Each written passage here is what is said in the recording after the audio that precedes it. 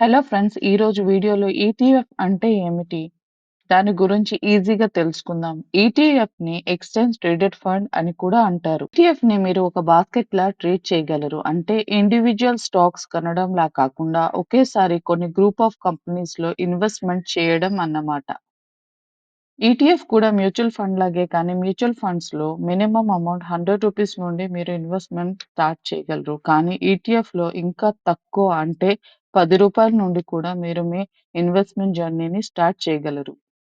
Companies add అయ్యుంటాయి. ఇక్కడ కొన్ని ఇండియా యొక్క టాప్ కంపెనీస్ లిస్ట్ చూడండి. HDFC bank, Infosys, Reliance, ITC, SBI, TCS, ICICI bank etcetera. Individual స్టాక్‌లో ఇన్వెస్ట్‌మెంట్ అంటే చాలా రిస్క్. కానీ ఈటీఎఫ్స్‌లో ఒక గ్రూప్ ఆఫ్ కంపెనీస్‌లో మీరు ఇన్వెస్ట్‌మెంట్ యాడ్ చేస్తున్నారు. సో దట్ ఆ ఫండ్‌లో రిస్క్ చాలా తక్కువ.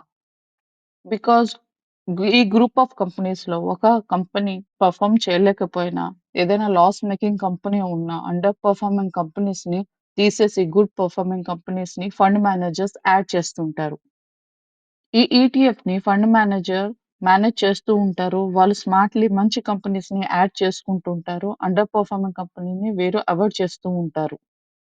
ఇక్కడ చూపించినట్టు నిఫ్టీ బీస్ ఈటీఎఫ్‌లో ఇండియా యొక్క టాప్ 50 కంపెనీస్ యాడ్ చేయబడతాయి. మీరు ఈ ఈటీఎఫ్‌లో ఎస్ఐపి మంత్లీ కానీ, లంసమ్‌లో కూడా ఇన్వెస్ట్ చేయగలరు. ఒక కంపెనీ పెర్ఫార్మ్ చేయలేకపోయినా రెస్ట్ ఆఫ్ ద కంపెనీస్ చాలా బాగా నిఫ్టీ బీస్ ఈటీఎఫ్ యొక్క రిటర్న్స్ మేము చూస్తే 1 ఇయర్‌లో 5.83 అండ్ 3 ఇయర్స్‌లో 88.77, 5 ఇయర్స్‌లో 161.24% అంటే లాంగ్ టర్మ్‌కి చాలా గుడ్ రిజల్ట్స్ ఇచ్చింది.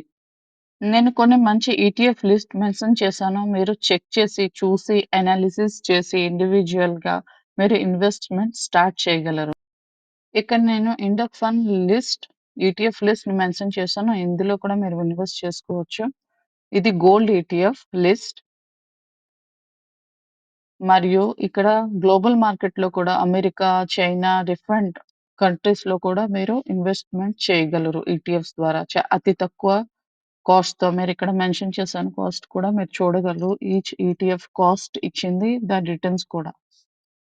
నేను అప్‌కమింగ్ వీడియోస్‌లో ఎలాగా ఈటీఎఫ్స్‌లో ఇన్వెస్ట్ చేయగాలో ప్రాక్టికల్లీ నేను ఒక వీడియో మీకు అందిస్తాను. సో దట్ మీకు ఈజీగా ఇన్వెస్ట్‌మెంట్ చేయగలరు. స్టాక్ మార్కెట్ అనేది చాలా వాలటైల్‌గా ఉంటది. మీరు చాలా పేషెన్స్‌తో ఉంటేనే మీరు ఇండివిడ్యువల్ అయితేనే మీ మీరు ఇన్వెస్ట్‌మెంట్ స్టార్ట్ చేయండి. లేదంటే చాలా రిస్క్. పేషెన్స్‌తో ఉంటే చాలా గుడ్ రిజల్ట్స్ ఒస్తాయి. రిటర్న్స్ కూడా చాలా బాగా ఒస్తాయి. గానీ పేషెన్స్ చాలా కావాలి.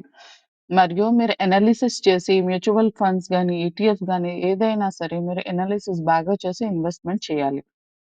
ఐ హోప్ ఈ వీడియో మీకు యూజ్‌ఫుల్ అవుతుంది అనుకుంటున్నాను. ప్లీజ్ లైక్ చేయండి, షేర్ చేయండి, కామెంట్ చేయండి. నావేవైనా తప్పులున్నా మీరు కామెంట్ చేస్తే కదా నేను తెలుసుకుంటాను. సో, మీరు తప్పకుండా కామెంట్ చేసి నాకు నా డ్రాబ్యాక్స్ ఏవున్నా మీరు చెప్పండి. మీ ఒపీనియన్ చెప్పండి.